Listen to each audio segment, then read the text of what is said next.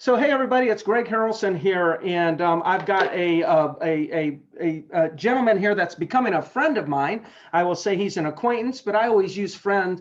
I'm serious when I say friends, and I know that we're developing a friendship, and we'll probably end up having a great friendship, as we spend more and more time together. But today, for the Level Up podcast, I have Brendan Bartik with me from Denver, Colorado. Is that right, Brendan? Yeah, beautiful Denver, Colorado. Yeah.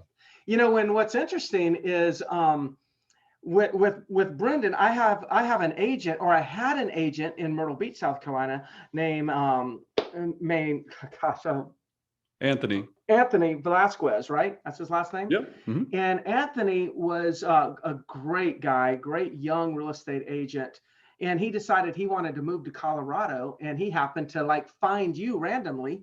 And what a gift that he landed with. Well, both of you, I think, are lucky because he's a good guy. We're super lucky. Yeah, we are very lucky to have him. Yeah, it's been great. And it was great because he already knew your systems, and our systems are very similar. And so I know. I was like, I just hope I do Greg proud, I hope that's the case. Yeah, and I'm telling Anthony, I'm like, dude, listen, you better show up. Don't embarrass me over there in Colorado. But let's go. That's all just fun talk and whatnot between you and I. We got a lot to talk about today on the Level Up podcast, and I want to start off with, though, let's just make sure everybody knows where you are, who you are, the company affiliation you have, and then we'll go into some conversations about taking some listings in a no inventory market. Love it. I love talking listings. So thanks, Greg. So Brendan Bartik, Denver, Colorado. I am the owner of the Bartik Group at Keller Williams Integrity Real Estate. We have 14 agents on our team. We did about 120 million in sales volume last year. I also am the owner operator of the Keller Williams Integrity Cherry Creek, which is in Denver brokerage. We have 237 amazing agents out of that brokerage that are just phenomenal culture, phenomenal agents. And then I have Brendan Bartik Real Estate Coaching, which is our coaching branch, which we love talking coaching with Greg and talking coaching, helping agents become better at this job. I hate to say the word job, at this career faster, using smarter strategies, techniques, and practice. And so that's what we do. I mean, and I always tell the story. I started out as an assistant to a top producer. I became an agent on her team, then became an agent on my own, then started a team. So I've done kind of almost every role in that realm of real estate professional. So it's given me a lot of insight, and I like sharing that with everyone I know. Yeah, that's fantastic. And you're talking about real estate coaching. I know we're doing a little collaboration together, and on my realestatesalessolutions.com, we're starting to promote a lot of courses, and I'm looking for people that I believe have really good content. And you created a course called Listing Mastery. We actually just went live on that, today on our website. But I was able to really look through a lot of your content, and especially the titles and whatnot. And I said, gosh, we need to get you on this podcast, because that happens to be the conversation that a lot of people are having. But I just see real estate agents feeling defeated in the area of going after listings. And I know that we can still take listings. We're taking them, you're taking them. So I want to just do a little bit deep dive, spend some time on taking listings. I'll just start off with saying, what are you doing? What adjustments have you had to make in the last year? And maybe even, maybe it's pre-COVID, because inventory started decreasing last year. It's just going to get worse this year. What adjustments are you making? What are you doing? What are you telling yourself, your team, in order to keep your listing inventory, in order to continue to build listing inventory? Yeah, no, and Greg, it's twofold. Number one, we realized we had to provide better seller options. And what we were looking at is we broke down, kind of the four categories. So we have a cash offer, very much, and I know some people are like, well, I can't do this. I can't do a cash offer. I don't have the cash. And I always try to explain to agents, you can make cash offers. Someone in your office will buy a property for cash today. I guarantee you. Yeah, exactly. I was like, just call up. I will. In other states. Yeah. Like I said, I go, so they just don't understand that concept. So cash offer is option number one. Option number two is fix and list. So, hey, look, we will come in, fix, we try to keep it at Greg at about $10,000. So we do like carpet, paint. We're not trying to do full renovations, but we come in and we fix and list your property. And the way that we simply do that is we charge an extra 1% in commission. So it's 7% commission. We charge a $650 transaction fee for doing carrying the note. And we put a contractor's lien on the property and we do a fix and list on it. And we don't do them very often, but Greg, it was another talking point to get past the objection of, I'm not sure what I want to do right now. I can sell it on my own, or I can do this, or whatever it was. Then the third is sell it in 60 days or we'll buy it. And then fourth is our maximum net program, which is our traditional 6% program, which is just our basic real estate program. So that helped us, and that enabled our agents to be able to have more conversations when somebody said, well, I'm not sure, I'm not this. Hey, let me come over. We got several different options that might work for you. Let me talk about them. Give me 15 minutes. At the end of the conversation, if none of the options work, no harm done. At least you have all the information. I'll be in your neighborhood today at 4, tomorrow at 1, right? So that's one side of it. And that's more the cold side of the business. And then Greg, the non-cold is really making sure that our sellers knew about all of these options. Because the number one thing we keep hearing is, if I sell now, where am I going to buy? What the heck am I going to do? Right. And so we educated them. There's a fifth option that we call our seller trade-in program. And you're probably hearing this from certain companies that are out there doing this, where the seller can basically, will buy their house for 90% of market value for cash. They go and have now the ability to make a non-contingent offer on the new property, not having to worry about selling their home. When they go to sell the new property, if it sells at market value or the value that we established on it, they get the extra 10% at closing. If it goes higher, they get more, but it never get less than 90% of value. So that gives them that safety to and for that, if they use our lender, it's 1% fee for doing that. If they don't use our lender, it's a 3% carrying fee. So that option started to help sellers go, well, I don't have to have the fear of not having a place to go, because you're going to buy my house. I can now be non-contingent and be able to find the place I want to move forward next. And then with our regular clients, a lot of them still, the other options were viable as well, right? They just go, I don't want to deal with it. I this, that, or the other. And then I think, Greg, it was more of educating people too, that they didn't realize that right now, because the market is so good, we'll say to everyone, hey, look, if you sell now, just so you know, I can normally negotiate a 90-day free lease back. So you'll have cash in your hand. You'll have 90 days from the day of closing to move forward and purchase whatever property you want. And if you don't bring you that offer, you don't have to move, right? Like, again, I always, sellers think once they list, they have to sell. And in our mind, yeah, that might be true. But I really try to explain to them, that's not the case. Let's take a shot. If it doesn't work, no harm done. You get to say no, you're in the driver's seat.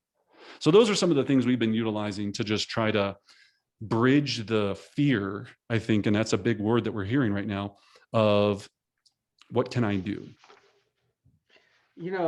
So I'm writing a lot of notes here, and a lot of these notes are to ask questions and to further our conversation. But I want to first just start off with some observations here. As I'm writing this down, I'm saying, okay, fix and list. That's an option. So I'm trying to go in reverse, and I'm thinking, what would somebody be saying to convince themselves that they can't list right now?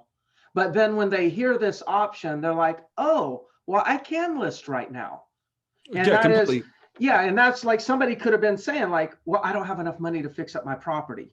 That's it. Okay. So I see how you're, well, I don't know if you did it this way or not, but I'm reverse engineering thinking like what you're really doing is you're taking some of the major roadblocks that exist in our industry and right now in real time, and you're creating programs based on those roadblocks. And the next market, those programs might not be that appealing because they may not be the roadblocks, but I'm convinced that you'll probably figure that one out in the next market. Is that what you're doing here? That's all we're trying to do is Yeah, we yeah, call it great. objection blocking instead of objection handling. So if I can block the objection forever before it even comes out of their mouth, Yeah, which sometimes is this, or this, we know it's usually a couple of things. It's either they're looking for security. And that's what we just talked about with the trade-in program. I want security. I'm not sure I can ready to sell yet because I'm not sure about A, B, C, or D. If I can remove your fear about A, B, C, or D, we can move forward. Then you hit the nail on the head with the fix and list. The fix and list covers, I don't have the money to fix the place up. And until I do, we always hear sellers go, as soon as I get the money to fix this place up, I'm going to sell it, right? Hey, I'm going to give you the money. I got you. Like, no problem. Let's do it together. The other one is cash offer, where they go, I've got 16 cats, 9 kids, 14 dogs, and I don't want to deal with showings. I don't want to deal with it. The stress of it, it terrifies me. No problem. Let me just take that right off your hands, and you just get to do on. And our cash offer, flexible time of closing that works for your scenario, right? I can close in as fast as 7 days, or I can close as long as 79. I mean, I'll even go further than that if the right things are in place. But a lot of times they're just looking for convenience. And then sell it in 60 days or we'll buy it. You're not getting that one too much right now because, again, they know they can sell, but sometimes this affects the property that backs up to a train. It backs up to something weird or does something odd.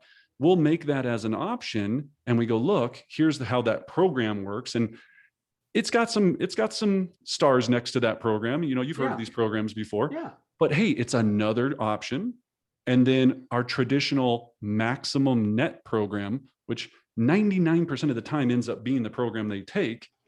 I was just getting ready to ask that. I was, and I was going to ask, what percent of the time do you end up listing the property based on that traditional kind of regular program? 99% of the time. Okay. Because Greg, 99% of the time, it makes the most sense financially.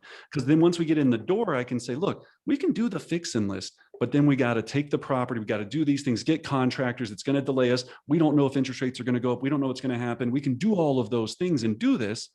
Or why don't we just do this? Why don't we just offer a seller concession in lieu of the repairs? The market's on fire right now. I can promise you, Betty, no one's going to care that the paint's yellow. I guarantee you, they're not going to necessarily care. Let's go ahead and move forward and offer a concession so they can paint the walls whatever color they want. Yeah, that's great. So let me ask you a different question, because see, I know so many people, so many agents are afraid to present options because they're afraid that they may actually choose one of those options, and then they have to deal with like whatever they need to know or position that they need to be in to fulfill on those options. But my question is, if 99% of the time they choose the more traditional standard option because that's the right thing for them, and for those of you listening, do you see why he said that they choose that? Because it's the right thing for them. See, he may be able to actually make some more margin if he convinces them to choose a different option, but he's thinking about what's the right thing for them. And normally it's not all of those options. It's actually the traditional way. But for those agents that are afraid to like be creative and create options, I think agents need to understand that the people's fears or objections, like the things that they fear that's keeping them from moving forward, you're busting through those fears by just introducing these options, and that's getting you in the door. So what percentage of the time do you think this comes up and this influences getting into the door, getting on the appointment? At this point, unless it's a past client or center of influence, I would say 90% of the time. I mean, it helps us get in the door 90% of the time because, Greg, the other guy or gal's not doing it. I got it. They're not doing it. Yeah. Because of the reasons you just said. They're afraid if they act. So here's the pro tip, right? If they still say, I want to do the fix and list program, you can always say no. You're not obligated to do it. You can say, I'm sorry, you know what? After looking at everything, it's not the right fit for me. At least you got a chance to get in front of them. Yeah. Right. So your question earlier was a dead point. They go, well, I'm just here. What if they say yes and I'm not comfortable doing it? There's no handcuffs there. You don't have to do it. Just say no. Just say, hey, this doesn't actually fit the normal program that I do for our fix and list program. So I'm sorry, that's not going to work. So if you don't want to use our maximum net program, then maybe I'm not the right fit for you. And that's okay too. That's okay. There's certain instances where we just can't help someone, Greg. And I think that's where you just said people get scared and they go, well, I have to do this. I promised them I was going to do this. You know, you're giving them options, and then you guys get to talk about if it's the right fit, and it has to be a win-win for both parties. If it's not a win-win, then you go, hey, I wish you the best, Sally. You know, I'm sorry, I'm just not the right guy. Let me call some of my wholesaler friends and some other people. Maybe they'll want to do this. It's just not the right fit for me. Yeah. But that's okay. Yeah, I'm gonna keep picking on these numbers because I believe I see this something interesting here that I really want the audience to understand. Okay, so if 90%, and these are rough numbers, we're not really calculating these things, but if roughly 90% of the time this gives you an edge to get the appointment, but only 1% of the time is anybody choosing this, then the real lesson that I think we've got to take away from this is we have to stop looking, we got to stop using the one size fits all presentation.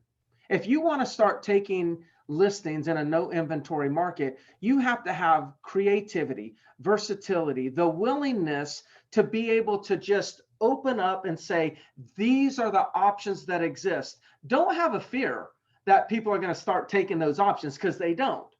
But what ends up happening is, I think it's psychological, that when people feel like you're going to give them options, then they're willing to listen.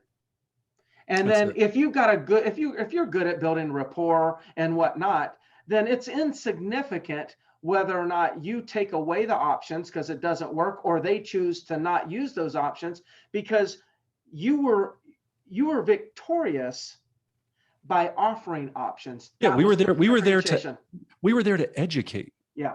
That's what I feel good about a lot of times, Greg, is I always tell people I'm a consultant. I'm there to educate you on these different paths, and each one has goods and bads, right? There's good and bads. It's like, there's goods and bads. And I really always come from that place of going, sometimes I tell people, Greg, I go, I'd be doing you a disservice if you allowed me to buy your house for cash. And I really am being honest, because I'm like, I'm telling them, I feel bad doing this because of this price. Like, when I know you could take it to the market and probably get, X amount. So as long as you feel comfortable with that, people get in their heads of going, well, you're going in and trying to steal their house from out from underneath them. It's never the case. My goal is always to get them the most money possible. I try to educate them on the options. They're human beings. They get to decide what they want to do. Do you give them an there's option 1, option 2, option 3. Do you actually build out kind of like a net sheet for each option, and then are they choosing the format, or are they, at the end of the day, are they choosing the option based on the net that you're giving them? They're usually chasing the option on the net. I mean, they're usually choosing the option based on the net. It's rare that anything else, when they see the difference in numbers based upon the takeaway. And here's the other thing, Greg, is I also, during the conversation, you made a great point there of building rapport. I also break down for them that it's not as hard as they think taking it to market. Like, so let's go back to the issue of 17 dogs, 9 cats, and 5 kids, or whatever it might be, right? Great example. Sometimes you get this and I go, here's what we can do. We could do that option where I give you the cash offer and you're going to walk away with this. Or what if we do this? What if I paid to put your animals in a kennel for the weekend? What if I put you in a hotel for 2 nights? And if we do that, and again, I'm looking at my cost, right? I'm going, okay, that's going to cost me $600. I don't know, $700, whatever it might be. And you could get out of the home for just 3 days and give me full access to this thing. And I know in our market, when I price, and of course, pricing it right would be important here. When we price it right, I'm going to have offers for you that are going to be well over anything I could get you cash on Monday morning. And they go, because again, I solved the problems. I took away their issues, which were, I thought I couldn't do this because of this, and this. So I get to go away for the weekend, don't have to worry about my pets, and you're going to get my house sold for more money. Where do I sign? Yeah, brilliant. Absolutely brilliant. And you said that, one of the things, and you said it, I could see with your body language and your inflection that you're really proud of this, and that is you're educating people. But I wrote down another word beside that. I said, and you're empowering people. You're empowering people with the information necessary to make great financial decisions on their real estate holdings. Yeah. And imagine that's what I'm feeling from you. Yeah. Imagine how that makes them feel. They're in the driver's seat. If I just shove down their throat, we can only do it this one way. And if you don't do it this way, you're stupid. They're not in the driver's seat. I'm telling, and I'm talking at them. I just go, here's the buffet. What would you like? Yeah. Right. And then this one's going to make you really fat. This one is better for you. Yeah. What do you want to do? Either way, it's your buffet. It's your buffet. You get to choose. That's right. That's good. So changing gears just slightly, that is fantastic information. So that was a lot of setting the appointment, presenting and whatnot, but let's back up. And like a lot of people are just lost for where do they even find these people? Yeah. You know, what are some of the pillars? What are some of the pillars that are working right now in today's market? Absolutely. So right now people are, and in order, and I'll give you my top ones in order. People, it's still number one for me is always expireds. As we just talked about, our good friend Anthony just took an expired listing for $775,000 yesterday. And people are going, if it's expired, it's got to be insanely screwed up right now to deal with, right? Or something like that. It's not the case. You don't know the story of what happened with that person. So our number one is always expireds. Number two for sell by owners, we still go to that number two check down. Number three for us, which has been a much bigger bucket, is absentee owners. Absentee owners, because and here's the thing, Greg, we're providing them information about the eviction moratorium. We're running all of this data to let them know that, hey, come June, we know that you've been having to deal with this tenant that hasn't moved out, that lost their bartending job, that's been living in your house for free for 12, 14, 16 months. Why don't we solve that so you never have to deal with this again? And so that absentee owner bucket is massive for us, right? Then right under that is what we call rent by owner, which is tenant, people that are looking to put tenants into properties right now. Hey, instead of putting a tenant in there, why don't you sell it, cash out, hold the money, wait for the market to go back down and rebuy in when the market drops. Sell high, buy low, right? That's another big bucket for us. And then after that, it gets into very simple ones for us, which is our just solds. We're just, when we take just sold though, Greg, we look at our just sold script very different. We call up and we say, look, we just sold this property in your neighborhood, or a property just sold in your neighborhood. We are working with this client, and we know every client that we have in our database. We have a client right now that has missed out on every opportunity in this neighborhood, that's willing to pay over market value, that's willing to do this. Who do you know right now that might be interested in selling? They either say, go screw yourself, hang up on us, or they say, you know what? I'm kind of thinking about it, whatever it is. Our call is always to find out a status on every person. So we go through what we call our checkdowns. Next checkdown is, okay, so you have no interest right now. Well, let me ask you, Greg, now that I've got you on the phone, if you were to move and it was a perfect scenario, where would you go next? Oh, XYZ, when would that be? Oh my gosh, that's exciting. So 2 years, Johnny graduates, blah, blah, blah, blah, blah. Next checkdown. Well, Greg, while I've got you on the phone, do you happen to own any investment properties right now? If they say yes, offer free market analysis for investment properties. If they say no, really? Oh my gosh, you don't own any investment properties. Well, I'm putting on a free seminar, a Zoom seminar next Tuesday, just set the date, next Thursday, whatever. I'd love for you to attend so I can explain to you how easy it is to buy your first investment property. What's the best email address for you? If they check down one more time and they say no, hey, I get it. You don't want any of that. You know what? I put out an amazingly quarterly market report. Most of my clients like to receive that by email. Would you like it by email or regular mail? And then I get their email address. Yeah. And so that's our call. What I see most people, Greg, do, and I know you're a huge lead generator. I mean, I grew up watching your videos. I grew up, when I say grew up, like I'm a dinosaur, but I grew up in real estate watching Greg's videos of him listening to his people lead generate. And I go, oh my gosh, that is what I'm going to do one day. And like hearing them, and then you would stop them after every call and say, hey, look, I heard you doing that. You went left. You should have went right. Here's why. And I was like, that's all I want to do with my life. I was like, that is so you know what I'm talking about. Sure. But most agents make the call and they go, so we just sold this property and we were curious if you were interested in selling. No? Okay, have a great day. Click, and they get off the phone, go check their Sports Center or ESPN app or whatever it is, and then they don't make another call for another 3 hours. Yeah. And they can't figure out why they don't have any business. Yeah, it's so cool. You call it what did you call it? Checkdown? Or checkdowns. Yeah, checkdowns. Meaning what does that mean?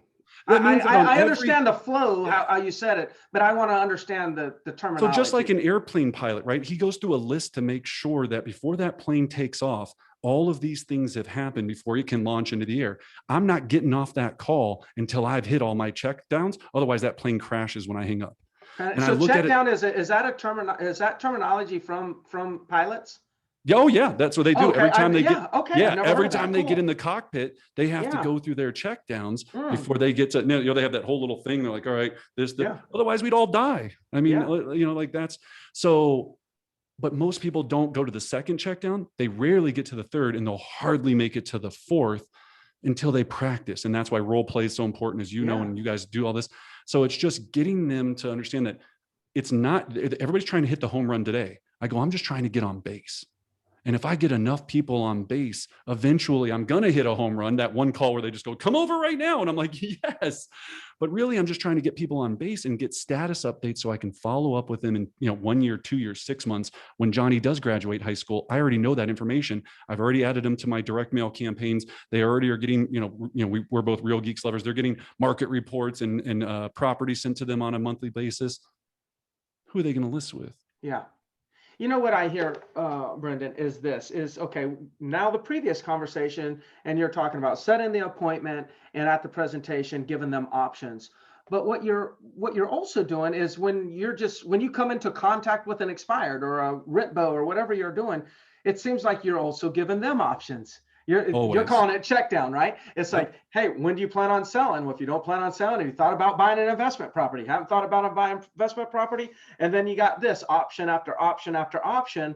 And by the time you go 4 to 5 check downs, you probably got a yes somewhere.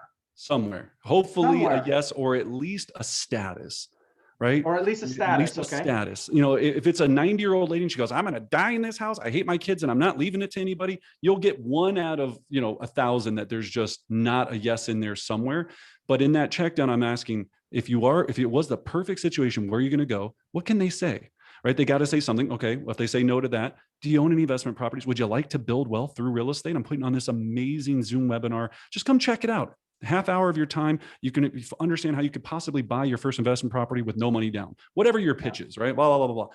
They show up, they understand. So you're right. It's maximizing. If some people just show up, Greg, and then other people show up and they maximize every call.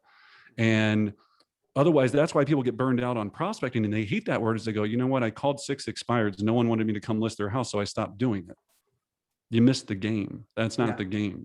I call it monetizing the no. Monetizing the no. That's what I call it. And I've done videos on that, monetizing the no, whereas, and that comes back from my former, training. And a lot of people know I was with Mike Ferry for years, and just think the world of that program. And, but in the earlier years, I just remember we were taught, you make 60 contacts, 40 contacts, whatever it is per day. And like, let's just say you made 40 contacts per day. And if you got 1 yes, then that was a victory. If you set 1 appointment out of 40 contacts, that was a victory. But it took me a while, and I realized, well, okay, I'm investing the time to take 40 contacts, and my return is based on 1 yes. Well, what about the 39 no's? Then so I said, I got to figure out how to monetize the no's. So then I changed my script, and that's when I used a similar script, and I'd say, Brendan, hey, thank you for taking the time. Obviously, you're not thinking about doing anything right now. You probably are not aware, but a lot of your neighbors have requested that I keep them up to date as to what's going on in the community. And as you probably know, that the slightest little shift in the market can have a major impact on your property's value. What's the best email? I'll make sure you're getting that information also. And Greg, then they would just real quick, like that. Go ahead. But just the power of that nuance, all of your neighbors, right? Yes. Fear of not being like everyone else. That's such a finesse. That's why I wanted to stop it just for a second there. If people realize that that's the finesse, and so people don't understand that the wording is so important. Yes. Right. So all of your neighbors love getting this report, or all of these neighbors love when I send them this information. I want to make sure you're not missing out, or however you. Yeah. I mean, make sure that make sure that you're getting the same information. That's the difference, is the fear of not being like everyone else is a huge psychological piece, because we want to be like, well, if my neighbors are getting it, I don't want to not get it. Here's my email address. Yeah. Great. Yeah. And so awesome. What happened with that, and I know what's happening to you also, because we're both building databases by doing this. what's happening is we get that yes today from those 40 people we talked to. We then take, out of the 39 people that said no, we take 20 of them and put them in our database. And then in a year from now, 2 of them call us back to say, hey, will you come list my property? And then every day you're adding people. And then in a year Compound from 2 interest. years, it's compound, right? And Beautiful thing. yeah, but it's hard, Greg. It's hard for people to do because it's deferred gratification. I always told people, me and you both know it, if we put a stack of cash in front of them and said, for every no, you get $150, they would do it all day. They'd be like, just keep getting the no's. Give me the $150. It's the problem is that they don't get the return for 60, 90, 120 days. So they don't visualize it the same way. I just looked at, like how you said, Matt, monetizing the no. I go, every time I get one, that's $120. Yes. Right. And visually in my mind, I was like, $120 on my table right here. Just got to keep getting them. So that's right. Well, I'm going to switch. I'm going to switch gears because, you know, so you told me right before I hit the record button that you're about ready to publish a book. Yeah. And it just happens to be, you know, I didn't plan on talking about it, but when you started telling me the what the book was about, I'm like, man, we've got to talk about this. And it was Visual Scoreboard. So tell me, so what's the name of the book? When's it coming out? Tell me a little bit more about it, because I really want to know more about Visual Scoreboard. Yeah. So the book is called The Score. So it's how to get everything you want out of life with utilizing a visual scoreboard. And we believe in this concept that, Greg, we first of all know that most people have no idea what they want. They just don't. They think they do. And you hear this a lot. I want to be happy. I want my kids to be healthy. I want this. And the problem with that generalization is if it's not specific enough and it's not measurable, then it's very difficult for you to have any real success with it. And you just kind of keep going through the mundane actions day to day. So when we talk about a visual scoreboard, we talk about first identifying your swag, your seriously wild, audacious goal, right? So for you, that might be to sell 50,000 homes a year, or whatever it is, right? Whatever thing that you go, hey, when I do this one thing, everything else in my life falls into place. Now, it doesn't have to necessarily be sales. It could be when both of my kids get into Harvard. Okay. That would still be a big accomplishment for a lot of people. Well, of course, if your kids want to go to Harvard, that'd be very important as well, right? But so first you got to identify the target. Then the second thing is what people don't realize is they focus on the end result. So they focus on, you see agents all the time, they focus on closings and listings and all this. And I said, that's the conclusion of what comes. What you need to be focusing on right now is the activity. And if you figure out what the activity that's necessary for the closings to happen, and you measured that activity. So for example, let's say I wanted to close 100 homes a year, right? That's my swag, right? I want to close 100 homes in a 12-month period. The activity isn't X amount of closed homes sold every month. The activity for a lot of agents might be, I know when I do 5 open houses a month, I close 1 house. It might be when I talk to X amount of conversations, this happens. So what we do is we create what those are called, we call those drivers. Those are our drivers. Once we figure out what those drivers are, then we create a visual scoreboard to track them. And a visual scoreboard could mean a lot of different things to a lot of different people. A visual scoreboard could be jelly beans in a jelly bean jar. And you got 100, you need to make 100 calls a week. Like we were just talking about Mike Ferry, right? 100 contacts.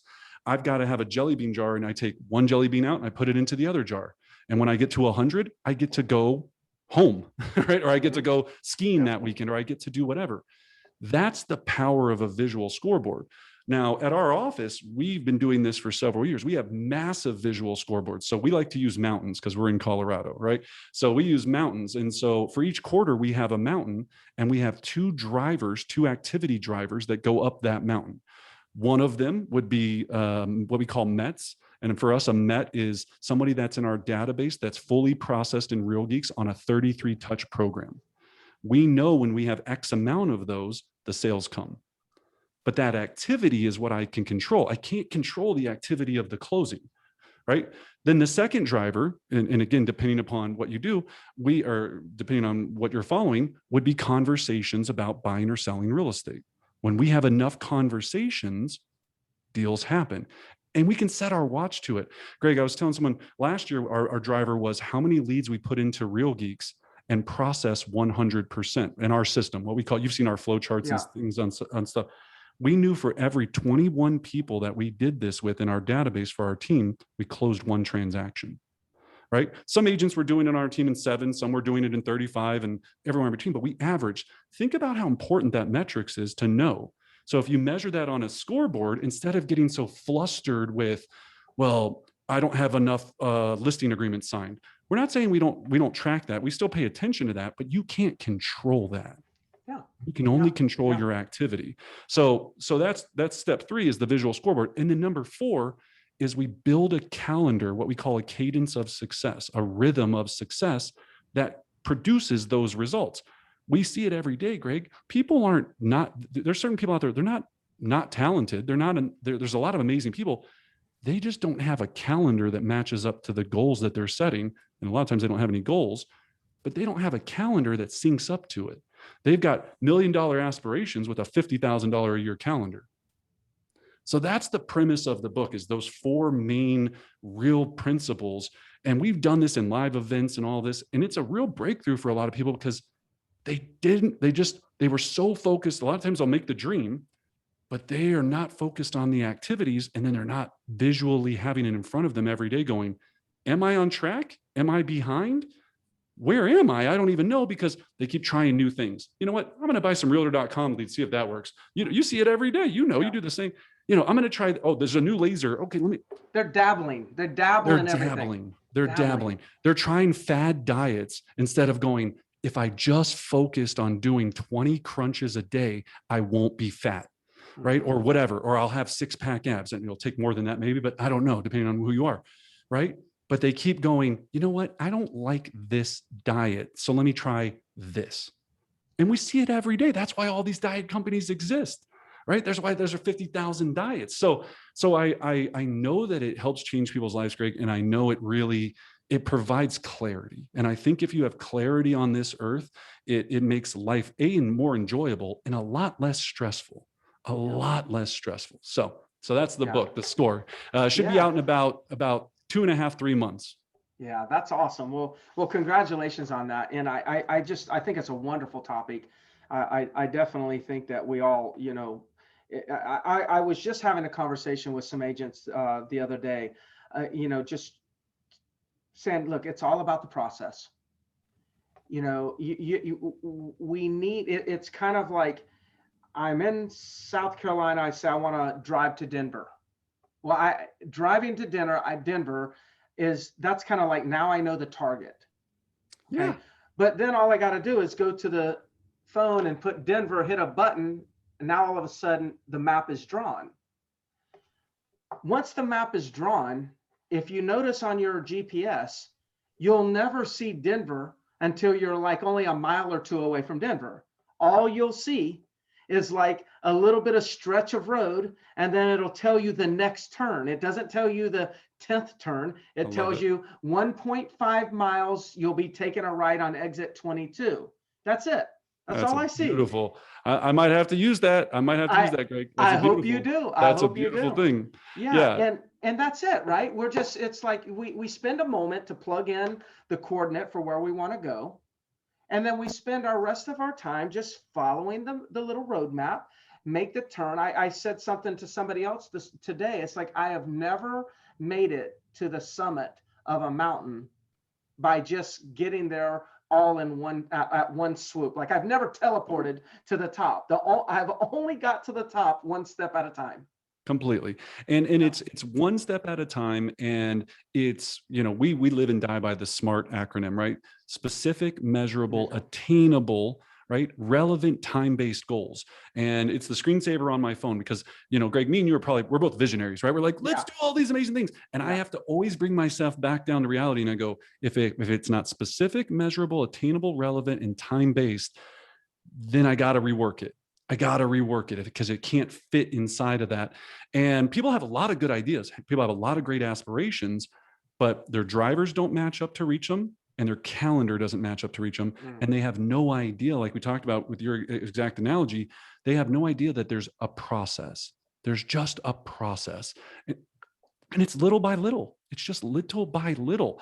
Everybody nowadays wants to go from here to here. Again, liposuction. I'm fat. Let me just go have surgery and suck it out. Instead of, probably dangerous, not as healthy, and still probably going to come back in another month or two. Why don't I just create a plan that works? It's hard for people to do. And follow it. And follow it. You know, the last time I was in Colorado, I was standing at the bottom of a mountain. There was the Democrat, the something to something. There was a series of mountains somewhere of 14ers that we were doing. And I was at the bottom of the first one. And we happened to be climbing that day. We were in Colorado practicing to go to Africa to Kilimanjaro. So we're doing a bunch of pre-climbs in Colorado. And we were climbing with a guy named Aaron who was blind. He had, been a wounded warrior. He was blind. And the guide that we have a good relationship with, before we started the day, he says, "Can I tell you what advantage Ryan has over all of you today?" And I'm like, sure, you can tell me. Yeah. But Ryan can't see. And I can. I don't know what advantage he has. And then he goes, "Okay, everybody look up to the top," which we could see where we were at the moment. We could see the summit that we were going to hit, the 14er. We could see the summit. He says, "Ryan can't see it. You guys can. And over the next 10, 12 hours, you guys are going to look at that thing multiple times. And sometimes you're going to be like, dang, that's far. Oh my God, that's high. Oh, look at that. I can never make it. I'll never make it. I'll never make it. All Ryan can do is focus on the next step. One step. And let me tell you, Ryan crushed us. Yeah, because we know that, right, Greg? I mean, it is, we talk about, me and you probably talk about, people think we talk about real estate a lot. We probably talk about mindset 90% of our day, because that's our real goal. And I think as coaches and instructors and educators is I can teach you skill sets. And I'm not saying you don't need technical skills. I do truly believe that you need technical skills, but it's just unlocking the belief that it's never as hard as you think it is, but it is hard and it takes steps to get there. Right. And anyone, again, blind gentleman climbing Mount Kilimanjaro. We hear these stories all the time and they go, well, that person must have been born with magic fairy dust on them. No, it's just mindset. So yeah. And when you were asking me earlier about our listing mastery program, right? It's the same thing in that we take a big thing. Like, I think you were asking me earlier, why do we think people are not taking as many listings? I really believe it's fear. I think it's the same thing. Agents are more comfortable working with buyers than they are working with listings because they don't understand the process of what it should look like in real time. And they don't realize that it is a system, right? And we break it down into 4 pieces. We call it pre-appointment, at the appointment, at the table, and the close. And that's just a framework for us. And we just break those frameworks down. And then we go, look, instead of trying to get good at the whole thing altogether, let's talk about pre-appointment first. What do you need to do to be really good in your pre-appointment process? Researching the neighborhood, researching the seller, doing your pre-appointment package, all of those things. When you break it down into smaller bites, they go, okay, all right, I got that part. But when you go, hey, look, I want you to go on this $2 million listing appointment, just go figure it out. It's intimidating, right? And that's why it stops there. And they stop there and they go, I'm not going to go on that listing appointment or I'm not even going to pick up the phone to call. I get people all the time. Why don't you call expireds? Well, I don't know what I'd do if they said yes. Whether they're honest enough to say that out loud or they're saying it subconsciously, they don't have a system. Yeah. They don't have it's system. one of the reasons, one of the things that I was taught is that we need to teach agents how to do the listing presentation prior to actually teaching them how to prospect. Big time. Because they'll self-sabotage themselves, right? They'll actually, they will subconsciously, not consciously, they'll subconsciously do whatever they can to not set the appointment because subconsciously they fear the actual presentation. So if we can teach them the presentation and get comfortable with the presentation first, then all of a sudden they want to make calls and set appointments because they want to show off how good they are at presenting. Of course, it would be the same thing if I told you to go into like a Olympic diving board, and I go climb up to that thing and just go ahead and jump off and just see how it goes. Right? You're going to get up there and you're going to get right to the edge. And you're going to be like, yeah, this is not for me. Yeah. Right? You're going to walk right back down. So if you instruct them that, hey, you're going to do this, and when you hit the water, it's going to be fine, and you're going to swim over to the fence or the railing or whatever, then of course they're going to be more inclined to jump off, right? But I do the same thing wrong. And Greg, I'm no way, I've learned, by failure time and time again, where I would hire a new agent. I'd be like, all right, first week here, 100 contacts, get on the phone, right? Knock it out. And they're sitting there going, I just graduated real estate school. I don't even know what an expired is. I lied to you because I don't want to sound stupid that I do. And we forget those things. We forget those things because we get into just, they told me I was supposed to make calls. Even in my brokerage, I see this happen all the time. They go, well, they told me to make calls, so I'm just going to start calling.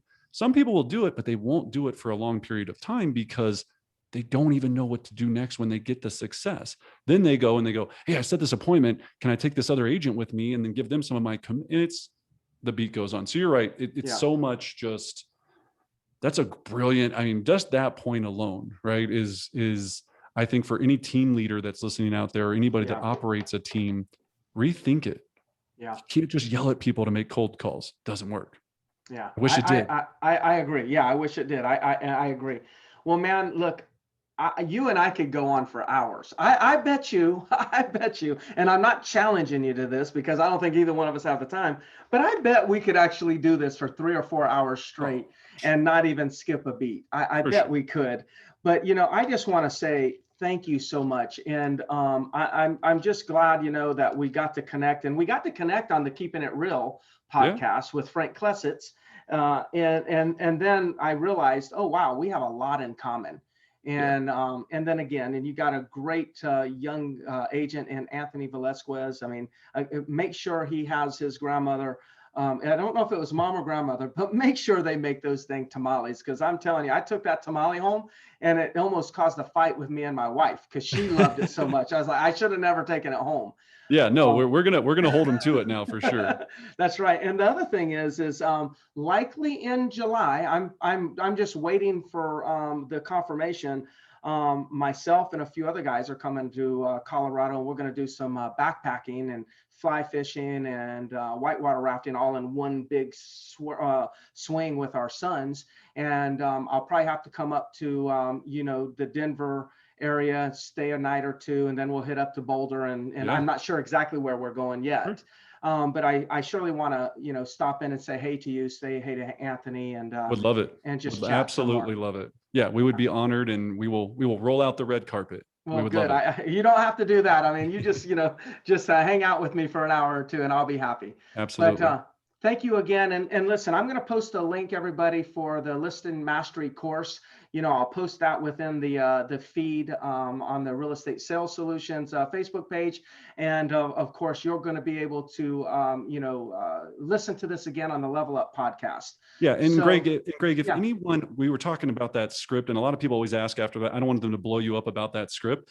Our entire script book, just go to brendanbardick.com. You can download that exact script that we just talked about with those checkdowns in there. I just don't want you, because otherwise everybody will be, we see this and they'll be asking afterwards. Just go to brendanbardick.com. It's there for free. I want you to use it, enjoy it, and just start somewhere. Start now, but get that practice in. So. Well, good. Well, that's very generous, Brendan. So I'm going to go ahead and we'll sign on off. Everybody, thank you so much for tuning in. Those of you that were watching us live, I know that we kept a good audience there. So that means you must have enjoyed the content. And for those of you that are listening on Level Up Podcast, thank you so much for tuning in. Thank you so much, Brendan. Have a good one. Yep.